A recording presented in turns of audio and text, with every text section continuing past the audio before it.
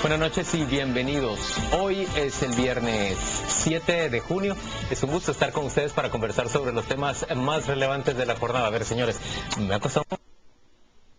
Claudia Méndez Arreza, bienvenida. Pablo Hurtado, bienvenida. Pedro Trujillo, bienvenido. Pues mal empieza porque es el primer viernes del mes. O sea que... Yo sabía que Pedro lleva la cuenta. Pedro lleva la cuenta de cada día. Arrancamos hoy conversando de los temas más relevantes ocurridos a lo largo de la semana. Y el primero del que querríamos hablar tiene que ver con esa detención que se produjo el pasado lunes del exalcalde de San Miguel Petapa, Rafita, tal y como se le conoce. Se trata de un alcalde que ha sido señalado por participar en lavado de activos. Así es, ese es el delito por el cual se le está capturando a él y a personas vinculadas también al alcalde de Chinautla, el señor Arnoldo Medrano. Se ha solicitado, se ha iniciado ya el trámite de antejuicio en contra del señor Medrano, y lo que dice el Ministerio Público es que se está persiguiendo una gran red de lavado de fondos provenientes de la corrupción, fondos públicos en diferentes municipios del departamento de Guatemala, no solo Chinautla, no solo San Miguel Petapa, también San Raimundo, se cree que también Fraijanes. Hay diferentes municipios de este departamento en los cuales funcionaban organizaciones no gubernamentales, empresas constructoras y de servicios que recibían fondos de las municipalidades. Una y otra le depositaban a estas cuentas de las organizaciones y estas les rendían pingües ganancias a los funcionarios y a los integrantes de esta red.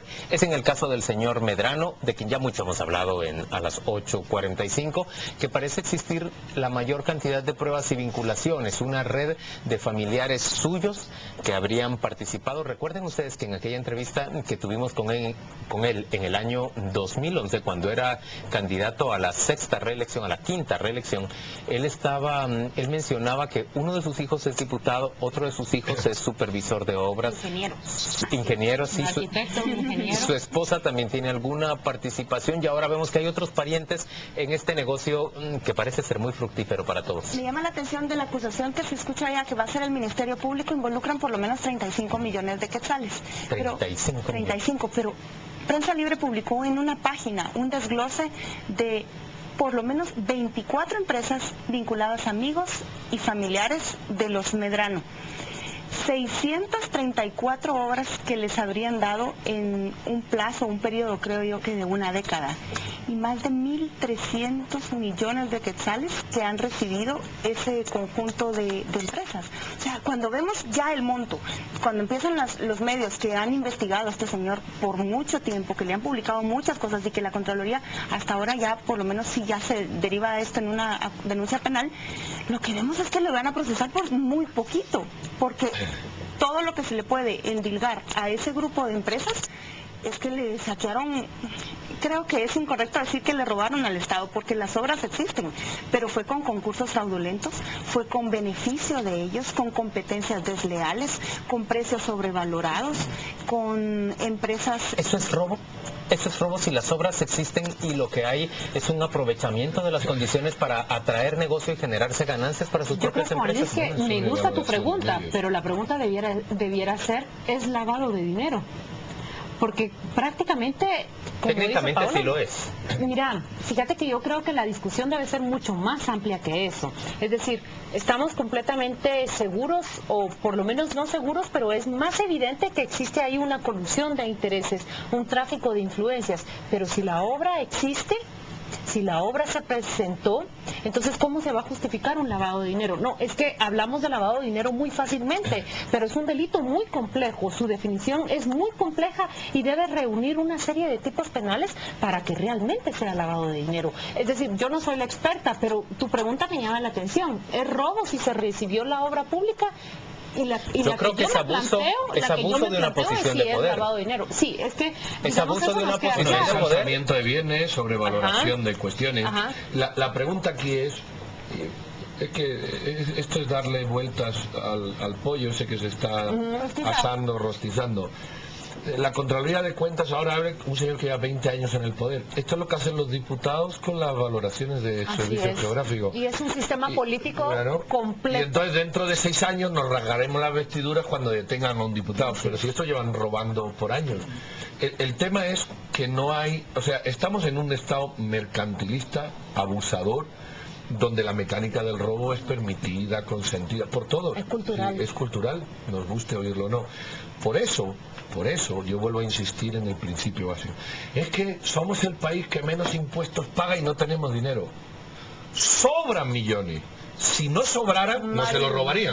Sobran millones, pero se lo roban. Claro, como se roban esa ingente cantidad de dinero, falta dinero, por supuesto.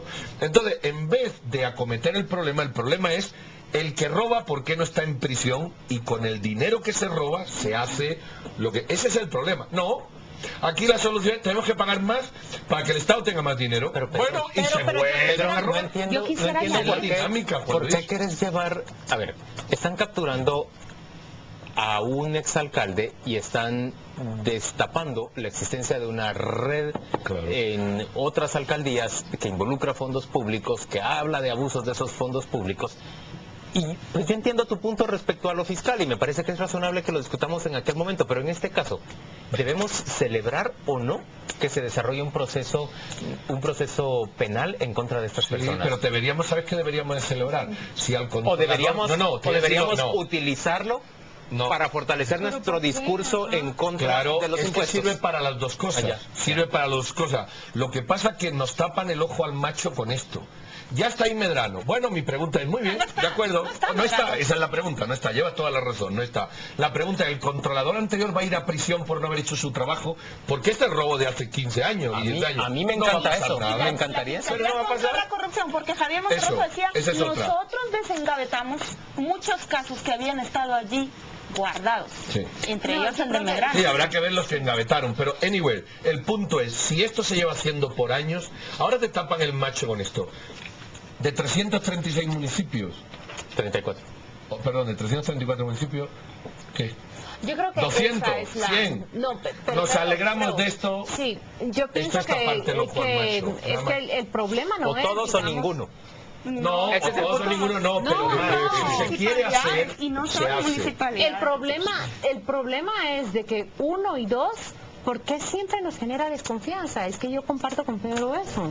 Es que no son los únicos. ¿A ti te genera desconfianza? Son 334 municipalidades. No me genera desconfianza. Lo que sí, Juan Luis, es que sabemos que nuestro sistema de justicia, frágil como es utilizado muchas veces como un mecanismo para ensañarse con alguien. No estoy diciendo que el caso del señor Arnoldo Medrano sea pero lo estoy hablando en términos más abstractos y generales. ¿Ustedes creen que solo Vivar, solo Arnoldo Medrano, solo Rafael González son los alcaldes que han incurrido en este tipo de prácticas? Es que yo lo que me pregunto es ¿cuántos ministros, si son evaluados bajo la misma lupa, caen en lo mismo? ¿Cuántos diputados, si son evaluados, digamos, si sus cosquillas son sometidas a un conteo y a una rendición de cuentas, caen en el mismo problema? ¿Cuántos gobernadores? Es que, por favor, nosotros estamos claros que aquí no es exclusivo, ni es una parcela propiedad de alguien. ¿Sabes también qué pasa, Claudia? Las municipalidades, decía la Contralora, son las más opacas y las que peor manejo tienen de los fondos. Yo vi hace un par de años un estudio que hizo CGPlan del grado de escolaridad de los alcaldes. No tenés idea de cuántos no habían terminado el sexto primaria, mucho menos hablar de un título de nivel medio. No es una excusa, siendo sin primaria, hacen eso, con bachillerato te roban los finos, ten cuidado. No estoy diciendo que por su poca escolaridad sean proclive a la corrupción, estoy diciendo que hay un cerebro más hábil y con más preparación del funcionamiento de una corporación municipal que se aprovecha de esa poca habilidad del alcalde y hacen las de Medrano. O sea, mira, es que es muy sencillo, pero si es que es muy sencillo. ¿Por qué discutimos tanto? ¿No hay un congreso? ¿Qué se quiere? ¿Acabar con esto? Mañana se acaba. Una ley que diga las municipalidades no se pueden endeudar más de lo que pueden pagar. Punto. Pedro, mira, bueno, seguimos otros 180 años sin radicalismo. No paguemos impuestos. Claro. ¿Por qué no lo hacemos en una discusión ¿Pero qué discusión, más Paola? enfocada, Pedro? ¿Pero qué discusión si llevamos 180 años de república discutida? Muy poco útil en una sociedad donde sean tan tajantes radicales. ¿Qué quieres discutir? ¿Qué quieres discutir? Hablemos de la corrupción en la municipalidad. Que llevamos 180 años, ¿cuánto más necesita? 180 años discutiendo cuánto más necesita. Y todos los otros países llevan 2000 años. Claro. Y en todos los otros países hay también corrupción. Por supuesto. Eso nunca termina. Y no existe ese paraíso.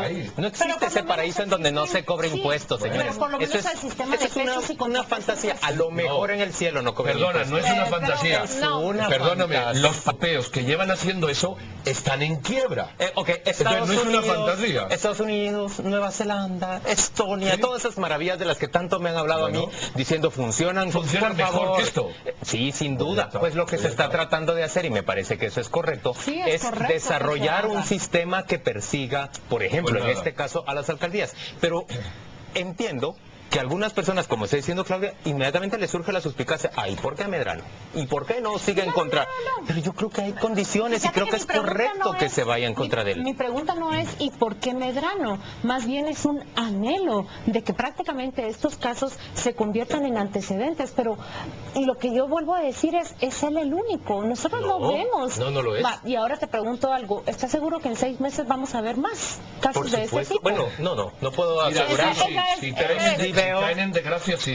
Mira, el señor de la antigua, es que son gente que cae en desgracia. Por eso pero yo no creo que Medrano haya caído en desgracia tanto, fíjate. Bueno, ahí se verá. El señor Vivar cayó en desgracia. ¿Y sabes qué ha ocurrido? Corresponde a otra política de persecución. ¿Sabes qué ha ocurrido con el señor Yo creo Vivar? que hay presión desde los medios de comunicación y que algún efecto tiene esa presión. Anyway, el señor Vivar lo procesaron, está en prisión. ¿Se ha resuelto el caso? No, seguimos en ello. ¿Sabes cuál es la realidad? Que la antigua está paralizada. Esa es la realidad. No está paralizada. Hay aspectos de la antigua que están paralizados. No se puede construir, no se dan licencias, no se reúne el Consejo. Conclusión, hay una parálisis política. Entonces el sistema, discúlpenme, no funciona. Claro, bueno, también hemos construido un sistema de justicia que permite a voluntad frenar unos casos y acelerar otros según le interesa a quien domina. Yo solo quiero dejar claro que yo no cuestiono la persecución en contra de Arnoldo Medrano ni tampoco de Rafael González Estrada. Yo lo que cuestiono más bien es si esta política de la Fiscalía se aplica y se ensancha, si realmente estamos creando institucionalidad contra la corrupción. Esa es realmente mi pregunta. ¿Y te parece que hay razones para cuestionar si se está creando esa institucionalidad? Lo que a mí me parece, por ejemplo, es que no veo un esfuerzo para que los fideicomisos que se manejan desde muchas municipalidades, empezando por la municipalidad de esta ciudad, sean sometidos a un ejercicio de rendición de cuentas, Juan Luis. Y eso es cierto. Pero esa es otra cosa. Digamos que si se amplía todo lo suficiente que se tiene que ampliar. Digamos que se implemente esa cultura de rendición de cuentas, que se implemente esa cultura de transparencia. ¿Habrá corrupción? Sí. Habrá corrupción siempre. Recuerden que lo perfecto es enemigo de lo bueno.